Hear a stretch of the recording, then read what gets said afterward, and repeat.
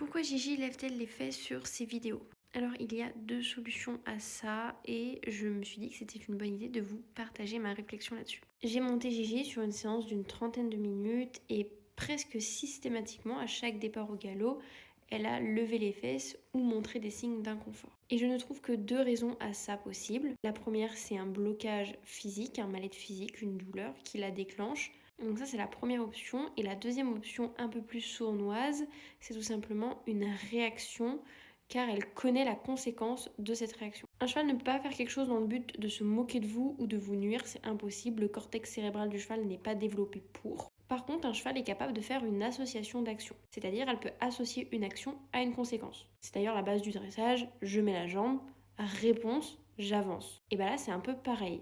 Je lève les fesses, la réponse c'est j'arrête de travailler. Donc j'arrête d'être dans cet inconfort du travail, de l'effort physique que ça me demande. Donc ça pourrait être une douleur physique et donc dans ces cas-là, l'ostéo pourra régler le problème. Mais s'il n'y a pas de blocage, ça peut être la deuxième solution, cette réponse à la demande et donc du coup cette association à la conséquence. Mais du coup dans ces cas-là, ça sera beaucoup plus compliqué à régler parce que je n'arriverai pas forcément à différencier douleur ou association d'idées. Et sur le moment, on peut vite se retrouver coincé, se dire est-ce que mon cheval a mal et du coup il faut que j'arrête, ou est-ce que mon cheval a compris que s'il lève les fesses, on arrête et donc du coup je renforce cette idée-là en décidant d'arrêter de travailler. Et donc à l'instant T, c'est très très compliqué de se dire est-ce que je continue, je force pour lui dire non, peu importe cette réaction-là, je l'ignore dans cette idée de renforcement d'apprentissage en disant je demande mon départ au galop, peu importe ce que tu fais, je veux que tu finisses par faire ce que je te demande, ou est-ce que j'arrête pour voir s'il y a une douleur.